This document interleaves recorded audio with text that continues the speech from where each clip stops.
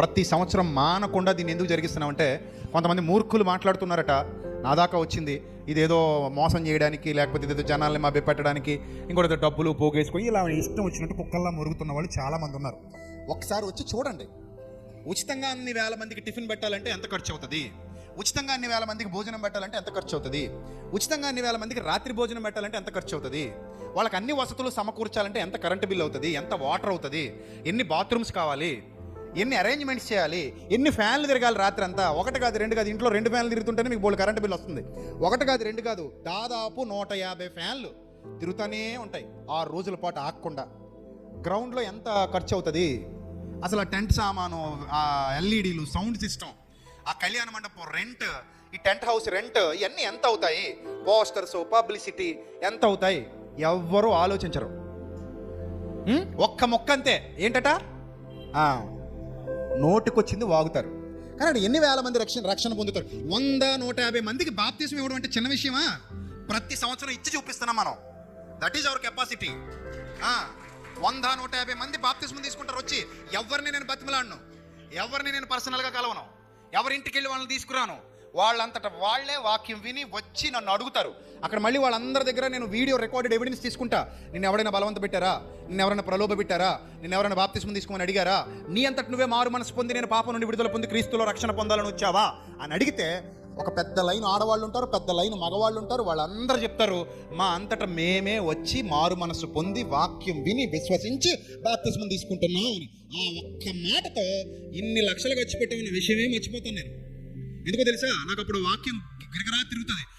ఒక్క పాపి మారు మనసు పొందితే పరలోకంలోని తండ్రికి గొప్ప సంతోషం అన్న మాట నా తలలో ప్రవేశించగానే, ఇంకా నేను ఎంత ఖర్చు పెట్టాను, పిల్లలు ఎంత ఖర్చు పెట్టారు, నేను ఎంత కష్టపడ్డాను, నా గొంతు ఎంత పోయింది, నా కాళ్ళు ఎంత నొప్పులు వచ్చాయి, నాకు ఎన్ని నీరసం వచ్చాయి, ఏమీ గుర్తుండదు నాకు.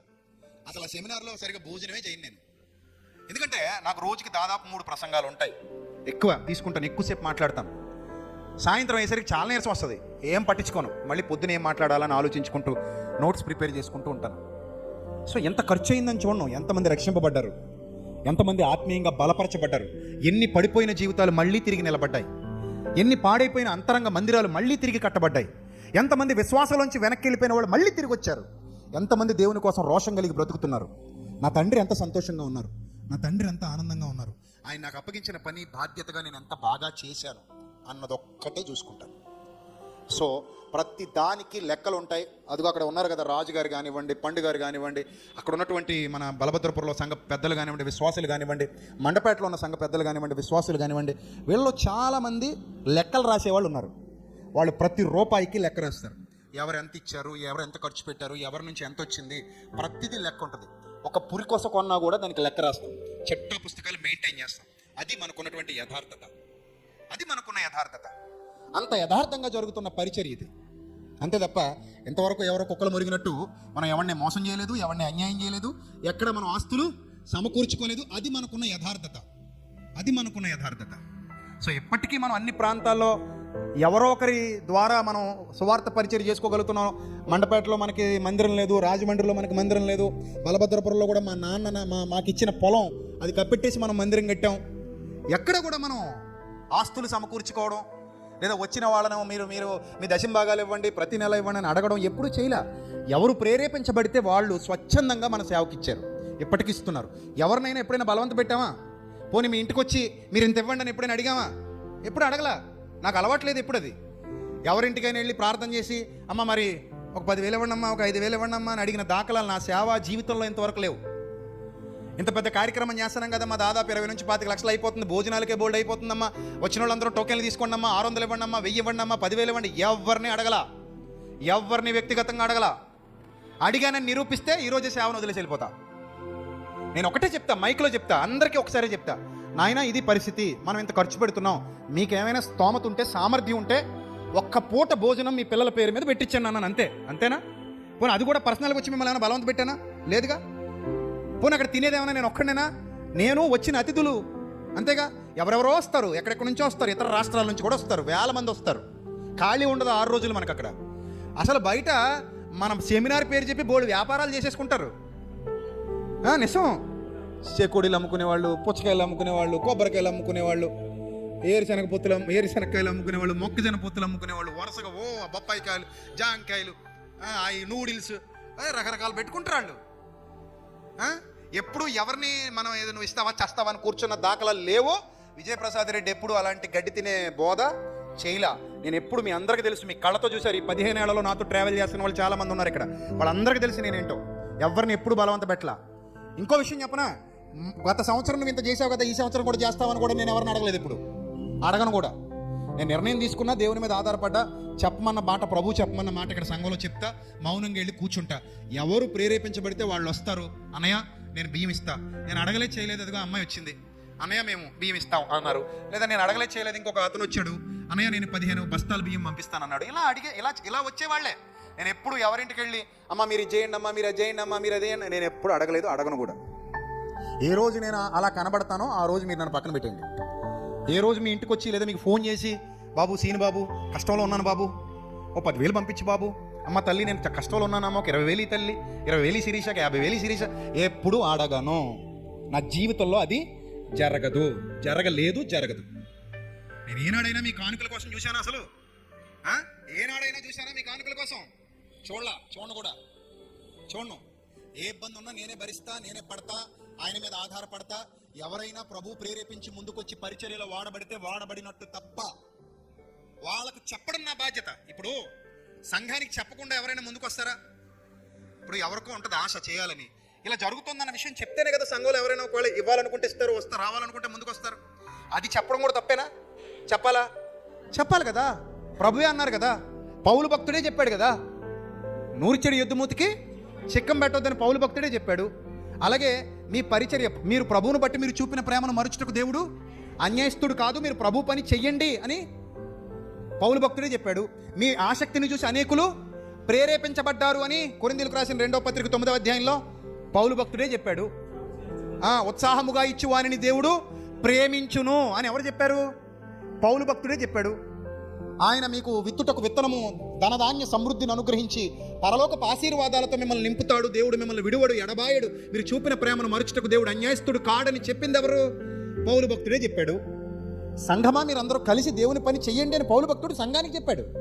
అందులో ఎవరు ప్రేరేపించబడితే వాళ్ళు చేస్తారు, ఎవరికి సామర్థ్యం ఉంటే వాళ్ళు ఇస్తారు, అంతే తప్ప ఎవరిని ఎప్పుడు పేక పట్టుకోలేదు. ఎవరికి ఎప్పుడు ఇదిగో మీ కుటుంబానికి ఇంత నేను అడగలేదు.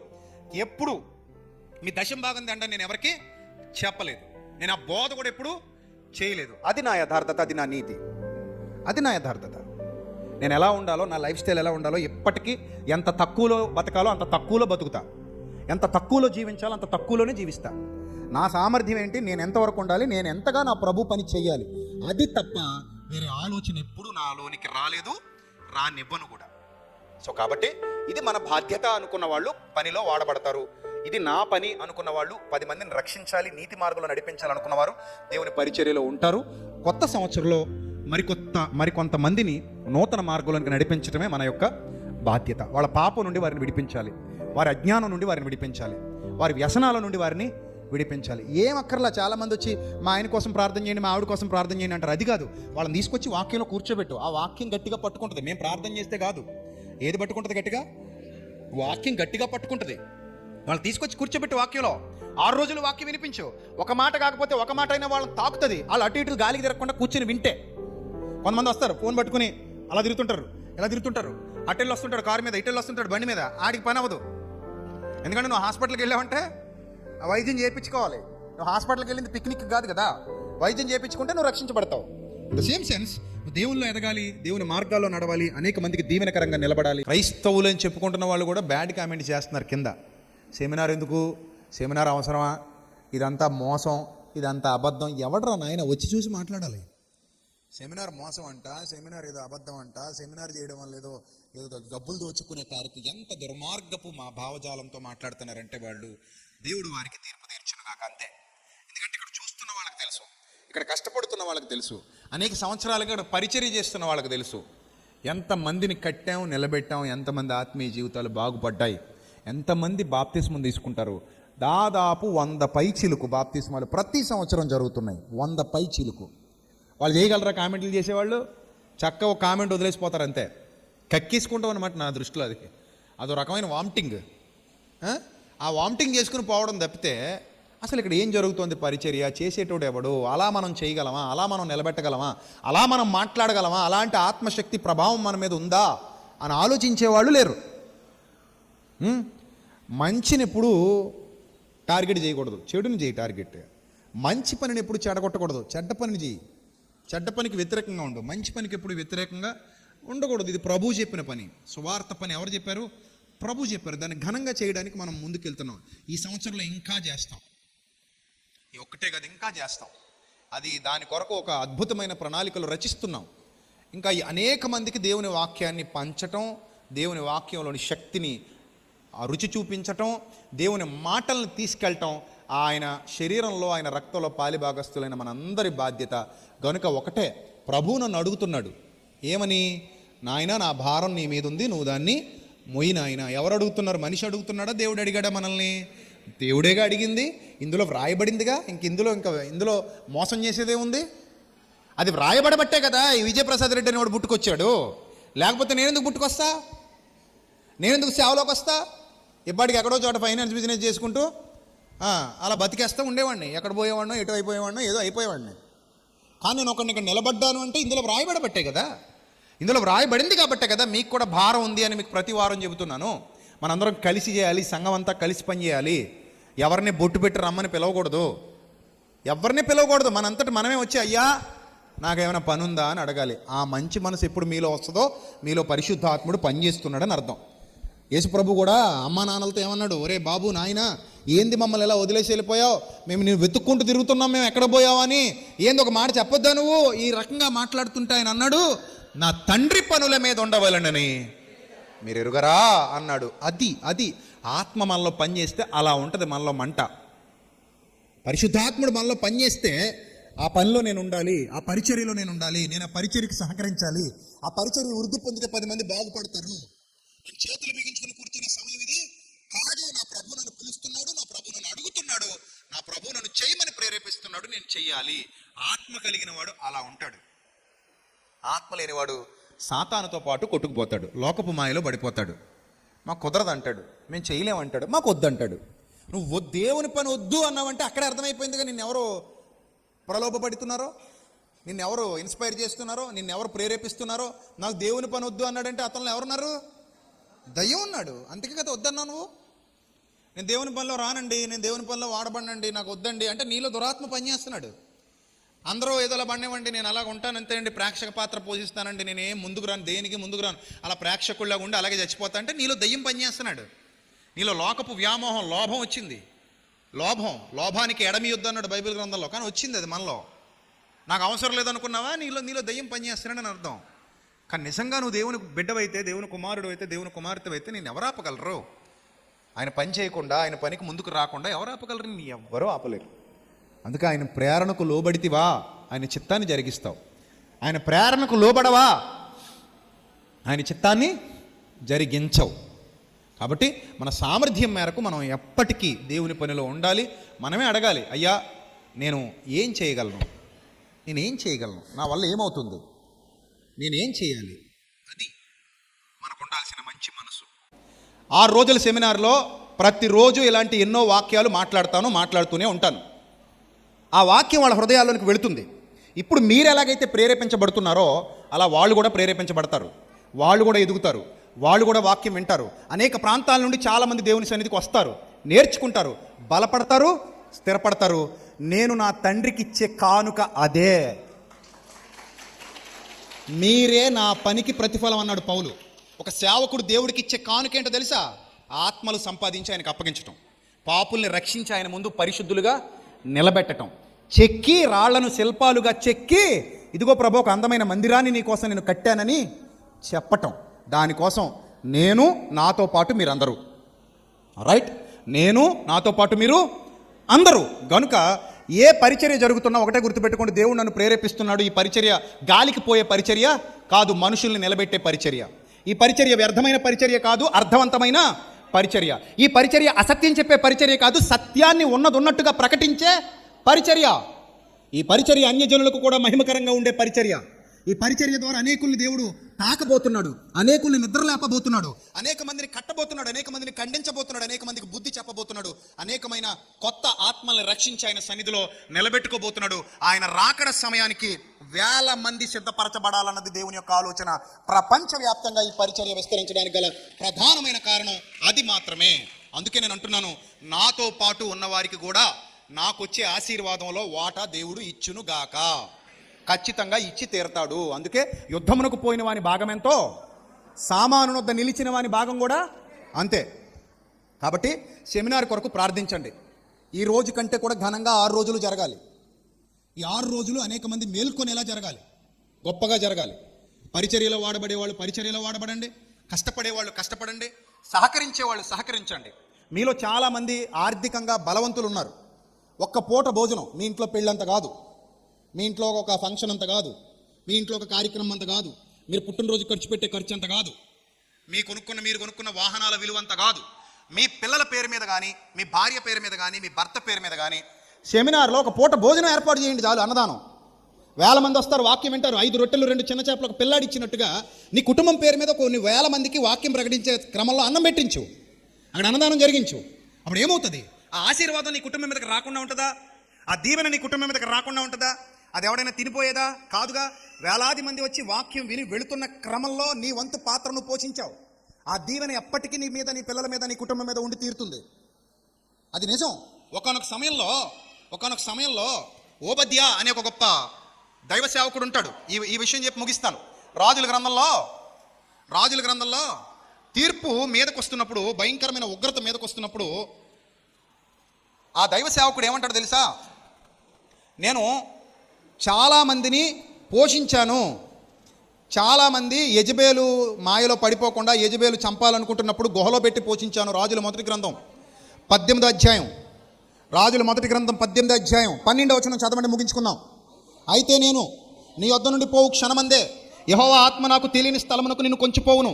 అప్పుడు నేను పోయి ఆహాబునకు వర్తమానం తెలియజెప్పిన తర్వాత నీవు అతనికి కనబడని ఎడల నన్ను చంపివేయను, అలాగున ఆజ్ఞ ఇవ్వద్దు. నీ దాసుడనైన నేను బాల్యము నుండి యెహోవా యందు భయభక్తులు నిలిపిన వాడను. ఎప్పటి నుంచి? బాల్యము నుండి. నెక్స్ట్, యెజబేలు యెహోవా ప్రవక్తలను హతము చేయుచుండగా, సాతానుకు ప్రతిబింబంలా కనబడుతున్న యెజబేలు యెహోవా ప్రవక్తలను హతము చేయుచుండగా, నేను చేసినది నా ఏలిన వాడవైన నీకు వినబడినది కాదా? పని చేసి ప్రమాదం వచ్చినప్పుడు వేడుకుంటున్నాడు.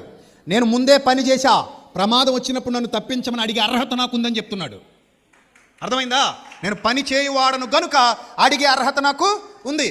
నా యందు మీరు, మీ యందు నా మాటలు నిలిచి ఉన్న ఎడల అప్పుడు మీకు ఏది ఇష్టమో అడగండి, అది మీకు అనుగ్రహింపబడును.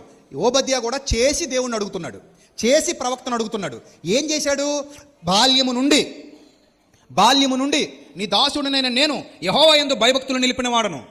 13వ వచనం, 18-13 రాజుల మొదటి గ్రంథం.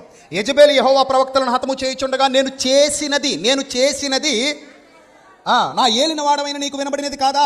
నేను యెహోవా ప్రవక్తలలో 100 మందిని గుహకు 50 మంది చొప్పున దాచి అన్న పానములిచ్చి వారిని పోషించి తిని. ఎంతమందిని పోషించాడంట? ఎంతమందినట? దేవుని ప్రవక్తల్లో ఎంతమందిని పోషించాడంట? గుహకు 50 మంది చొప్పున దాచాడంట. అన్న పానములిచ్చి వారిని పోషించాడంట. గుహకు 50 మందిని, 100 మంది ప్రవక్తలను తీసుకొచ్చాడు. వాళ్ళు చావుకు సిద్ధంగా ఉన్నారు, వాళ్ళని చంపాలని సాతాను ప్రయత్నపడుతున్నాడు. ఒక్కొక్కరిని ఒక గుహలో పెట్టాడు, 50 మందిని ఒక గుహలో పెట్టాడు. పెట్టి వాళ్ళకు భోజనం పెట్టాడంట, వాళ్ళకి వాటర్ ఇచ్చాడంట, అన్నపానములు ఇచ్చి పోషించాడంట, తాగడానికి ఇచ్చాడు, తినడానికి ఇచ్చాడు, వాళ్ళకి కావాల్సినవన్నీ సమకూర్చి పెట్టాడు. 50 మందిని ఒక గుహలో, 50 మందిని ఒక గుహలో, 100 మందిని పోషించాడు. ఇప్పుడు అడుగుతున్నాడు, ఆ 100 మందిని నేను పోషించాను, దేవుని యందు భయభక్తులు కలిగి వాళ్ళకి అన్నం పెట్టాను, దేవుని యందు భయభక్తులు కలిగి వాళ్ళకి నీళ్ళు ఇచ్చాను. ఇప్పుడు నాకు కష్టం వచ్చింది, నన్ను ఆదుకో, నాకు సహాయం చేయి, నన్ను ఇబ్బందులు పడకుండా నా భక్తిని బట్టి నన్ను దృష్టించు, నేను చేసిన పనిని బట్టి నన్ను దృష్టించు, నేను చేసిన కార్యాన్ని బట్టి నన్ను దృష్టించు. ఎంత చక్కటి కార్యం చేశాడు, ఎంత అందంగా అడిగాడు. ఈరోజు మీకు కూడా అవకాశం ఉంటే ఒక పూట భోజనం పెట్టించడానికి పనిచేయండి. మీకు సామర్థ్యం ఉంటే, సామర్థ్యం లేని వాళ్ళని నేను చెప్పట్లేదు, నీకు సామర్థ్యం లేదా, దేవుడు నీకు ఇవ్వలేదా, వచ్చి కష్టపడి పని చేయి. చీపురు పట్టుకున్నా తప్పేమీ లేదు, బూజులు దులిపినా తప్పేమీ లేదు, కడిగినా తప్పేమీ లేదు. ఎందుకంటే నేను దేవుని పనిలో వాడబడుతున్నాను. అప్పుడు ఏదో రోజు నీకు కష్టం వస్తుంది. ఆ కష్టం వచ్చినప్పుడు నువ్వు మోకరించి ప్రార్థన చేసేటప్పుడు ఏమని అడుగుతావు? ప్రభువా, నీ సేవలో వాడబడిన కుటుంబం కాదా నాది? 50 మందికి 100 మందికి అన్నం పెట్టించిన కుటుంబం కాదా నాది? వీళ్ళందరికీ భోజనాలు ఒక పూట ఏర్పాటు చేసిన కుటుంబం కాదా నాది? నేను నా జీవితాన్ని ఈ రకంగా ఖర్చు చేశాను కదా, సువార్త పరిచర్యలో వాడాను కదా. ప్రభువా నా కుటుంబానికి సహాయం చేయవా, నా బిడ్డలకి సహాయం చేయవా, ఈ అనారోగ్య పరిస్థితిలో నాకు సహాయం చేయవా, ఈ ఇబ్బందికర పరిస్థితిలో నాకు మేలు చేయవా అని అడగగలిగే ధైర్యం, దమ్ము మన దగ్గర ఉంటుందా ఉండదా? ఎందుకు ఉండదు? ఓబద్యాకు ఉందిగా. ఓబద్యాకు ఉంటే మనకే ఉంటుంది. ఓబద్యా ఏం చేశాడు? ప్రవక్తలను అన్నం పెట్టి పోషించాడు. 50 మందిని ఒక గుహలో పెట్టి 100 మంది ప్రవక్తలను పోషించినందుకు ఓబద్యాకి ఆ దీవెన వచ్చిందా రాలేదా? ఓబద్యాకి ఆశీర్వాదం వచ్చిందా రాలేదా? వచ్చింది. దేవుని పనిచేసి నష్టపోయిన వాడంటూ ప్రపంచంలో ఎవడు ఉండడు, లేడు. గనుక ప్రియమైన దేవుని సంగమా, ఈరోజు మీ అందరికీ తెలియజేస్తున్నాను, దేవుడు నీకు ఏ స్థితి ఇచ్చాడో, ఏ స్థితిలో నేను నిలబెట్టాడో, నీకు ఏ సామర్థ్యం ఉందో నాకు తెలియదు. ఒకవేళ దేవుడు నిన్ను ప్రేరేపిస్తే ఇప్పుడే లేచి చెప్పు, అన్నా నేను ఒక పూట భోజనం పెట్టిస్తా. ఒక పూటకి దాదాపు ఒక 50,000 వరకు ఖర్చు అవుతుంది. ఒక పూటకి. లేదు ఇద్దరు కలిసి పెట్టిస్తానంటే ఇద్దరు కలిసి పెట్టించండి. ఒక 25,000 పెట్టుకోండి. 2 కుటుంబాలు కలిసి ఒక పూట భోజనం స్పాన్సర్ చేయండి. వచ్చిన వాళ్ళందరికీ చక్కగా భోజనం పెడదాం, వచ్చిన వాళ్ళందరికీ దేవుని వాక్యం చెప్దాం. అవి మాత్రమే కాదు, ఇంకా చాలా ఉంటాయి. ఇవేవి మన సొంత ఖర్చులు కాదు, ఇవేవి మన సొంతానికి చేసుకునేవి కావు. ప్రజల కోసం చేసేవి, వారిని తీర్చిదిద్దడానికి చేసేవి, వారిని ఆత్మీయంగా బలపరచడానికి చేసేవి. ఒకవేళ నీకు ఆ సామర్థ్యం ఉంటే నువ్వు చెయ్యి. అన్న ఒక పూట మా కుటుంబం పేరు మీద, మా పిల్లల పేరు మీద భోజనం పెట్టిద్దాం. ఒక పూట మా బిడ్డ పేరు మీద, లేదా నా భార్య పేరు మీద, నా భర్త పేరు మీద చేద్దాం అని ఒక్క ఆలోచన నీకు దేవుడు ఆ ప్రేరణ పుట్టిస్తే నువ్వు చెయ్యి. అప్పుడు నీకు ఏది ఇష్టమో అడుగుడి. నా యందు మీరును మీ యందు నా మాటలు నిలిచి ఉన్న ఎడల మీకు ఏది ఇష్టమో అడగండి, అది మీకు ఏమవుతుంది? అనుగ్రహింపబడుతుంది. కాబట్టి సామర్థ్యం గలవారు ముందుకు రండి, సామర్థ్యం గలవారు లేచి నిలబడండి, సామర్థ్యం గలవారు మీ యొక్క ప్రేమను ప్రకటించండి, సామర్థ్యం గలవారు మీ యొక్క సహాయాన్ని సహకారాన్ని దేవుని పనికి అందించండి. తద్వారా గొప్ప కార్యం జరిగిద్దాం. అనేక మంది ఆత్మలను ప్రభు కొరకు సంపాదిద్దాం. ప్రభు పరిచర్యలో మీరు మీ కుటుంబాలు సమృద్ధిగా వాడబడుదురుగాక. లేదు నాకు అంత సామర్థ్యం లేదంటావా, నీ సామర్థ్యం కొలది పనిచేయి. లేదు అసలు నేను ఏ విధంగానూ నేను ఏమి చేయలేనంటావా, నీకు శరీరం ఇచ్చాడుగా దేవుడు, ఉక్కు లాంటి శరీరం. ఆ శరీరాన్ని తీసుకొచ్చి దేవుని పనిలో నలగొట్టు. నువ్వు ఏది చేయగలవో అది చేయి. 10 మందికి మేలు చేయి, 10 మందిని బాగు చేయి, 10 మందిని తీర్చిదిద్దు. వాళ్ళకి 2 రకాల అన్నదానాలు చేస్తున్నాం మనం. ఒకటి ఆత్మీయ అన్నదానం, రెండోది శారీరక అన్నదానం. సో ఈ దానం ఎప్పటికీ మనకి సహాయంగా ఉంటుంది, ఎప్పటికీ మనకు తోడుగా ఉంటుంది. మనం నూతనపరచబడుతూ ఇతరులను కూడా ఏం చేస్తాం? నూతన పరుస్తాం. అలాంటి ధన్యకరమైన స్థితి దేవుడు మీకు మీ కుటుంబాలకు సమృద్ధిగా అనుగ్రహించునుగాక. ఒకవేళ ఎవరైనా ప్రేరేపణ పొందితే వచ్చి నన్ను కలవండి. మీరు ఇప్పుడే చేయాల్సిన పని లేదు. మీరు జస్ట్ నేను చేస్తానన్నా అని చెప్పినా మీ పేర్లు రాసుకుంటారు. ఇక్కడ వచ్చే సెమినార్లో మీరు మీ యొక్క సహాయాన్ని అందించవచ్చు. ఎంతమంది పిల్లలు సిద్ధపాటు కలిగి ఉన్నారో అన్ని ప్రాంతాలకు చెందిన పిల్లలకి చెబుతున్నా, లైవ్లో వీక్షించే వాళ్ళకి కూడా చెబుతున్నా, ₹1 కూడా ఇక్కడ ఎవ్వరూ సొంతానికి వినియోగించరు. ప్రతిదీ మినిస్ట్రీకి సంబంధించింది, ప్రతిదానికి లెక్కలు ఉంటాయి, ప్రతిదానికి అకౌంటబిలిటీ ఉంటుంది. మీరు చేసేది కూడా మినిస్ట్రీ అకౌంట్కి చేయొచ్చు. నా పర్సనల్గానే ఇవ్వాలని రూల్ ఏమీ లేదు. ఒకవేళ నా పర్సనల్ అకౌంట్కి వేసినా కూడా ప్రతిదీ మినిస్ట్రీ అకౌంట్కి దాన్ని తిరిగి పంపించడం జరుగుతుంది. అందులోనే ఆ డబ్బు ఖర్చు చేయడం జరుగుతుంది. ఏ ₹1 మా సొంతానికి వాడుకొని మా సొంతానికి పాడు చేసేది జరగదు. ఇన్ని సంవత్సరాల్లో మీరు కళ్ళారా చూస్తున్నారు. ఇది ఇతరుల ప్రయోజన కొరకు చేసే పరిచర్య తప్ప మన స్వార్థపూరిత ప్రయోజనాల కొరకు చేసే పరిచర్య కాదు. కాబట్టి ఇక సెమినార్ మనకి 12 రోజులు మాత్రమే ఉంది. ఈ రోజు కూడా పోతే ఇంకెన్ని రోజులు ఉంది? 11 రోజులు ఉంది. 11 రోజుల్లో ఒక మహా గొప్పదైన కార్యాన్ని మనం జరిగించుకోబోతున్నాం. సో మీకోసం భోజనాలు కూడా వచ్చేసాయి. అందుకే ఎంతసేపు పొడిగించడం జరిగింది. ముందే ముగించడానికి అవకాశం లేక, మిమ్మల్ని పంపించలేక ఎంతసేపు మాట్లాడుతూ వచ్చాను. నాకు కూడా నీరసంగా ఉంది. రాత్రి కూడా నేను నిద్రపోలేదు. మీతో పాటు 2:30, 3 అయింది ఇంటికి వెళ్ళేసరికి. సో నేను కూడా రెస్ట్ తీసుకోవాలి. మరి నాది కూడా శరీరమే కదా, నేనే మరమనిషిని కాదు కదా. సో దేవుని వాక్యం ఎంతసేపు విన్నటువంటి మీరు ఆ వాక్యమును బట్టి బలపరచబడి, స్థిరపరచబడి అనేక మందికి దీవెనకరంగా, ప్రభు నామానికి మహిమకరంగా మారాలని మీ అందరినీ నేను కోరుతున్నాను. ఎవరికి దేవుడు సామర్థ్యం అనుగ్రహించాడో వాళ్ళు దేవుని పనిలో వాడబడాలని మరోమారు మీ అందరికీ ప్రేమపూర్వకంగా తెలియజేస్తూ, లైవ్లో వీక్షిస్తున్న వారికి కూడా చిన్న విన్నపం. చాలా ప్రాంతాల్లో, చాలా దేశాల్లో మా ద్వారా వాక్యం విని బలపరచబడినటువంటి బిడ్డలు ఉన్నారు. వారిని నేను అడుగుతున్నాను, ఒకవేళ ప్రభు చిత్తమైతే, ప్రభు మిమ్మల్ని ప్రేరేపిస్తే తప్పకుండా మాతో పాటుగా ఈ పరిచర్యలో మీరు కూడా పాలిభాగస్తులు కండి. దేవుని యొక్క వాక్యం ఇతరులకు పంచడానికి మీరు మీ వంతు పాత్ర పోషించండి. మన I for God ministry numbers ఉన్నాయి, అవి స్క్రీన్ మీద మీకు కనబడతాయి. 2 నెంబర్స్ ఉంటాయి. ఒకటి 8500006339, అలాగే 8500006349. ఈ 2 నెంబర్సు మన అకౌంట్ నెంబర్సు, అంటే మినిస్ట్రీ నెంబర్సు. దాని మీదే ఫోన్పే, గూగుల్ పే ఇవన్నీ ఉంటాయి. ఆ QR కోడ్ మీరు స్కాన్ చేస్తే మీకు ఆ నెంబర్స్ కనబడతాయి. లేదు మీకు అకౌంట్ నెంబర్ కావాలి అంటే మన ప్రతి మెసేజ్లో, ప్రతి యూట్యూబ్ వీడియో క్రింద ఉంటుంది, దాన్ని మీరు చూడొచ్చు. Vijay Prasad foundation and Vatsalya charitable trust అని 2 నంబర్స్ ఉంటాయి. ఇవి తప్ప మన మినిస్ట్రీకి మరో నెంబర్ లేదు. ఇవి కేవలం మినిస్ట్రీ పర్పస్ మాత్రమే ఉపయోగిస్తారు. లేదు మేము దూరదేశాల్లో ఉన్నాం అని అంటే కనుక, ఆ నంబర్ వర్క్ చేయట్లేదు అని అనేవాళ్ళు ఎవరైనా దూరదేశాల్లో ఉంటే కనుక వారి కొరకు 8500006339 అనే నెంబర్కి కానీ 8500006349 అనే నెంబర్కి కానీ వాట్సాప్ చేస్తే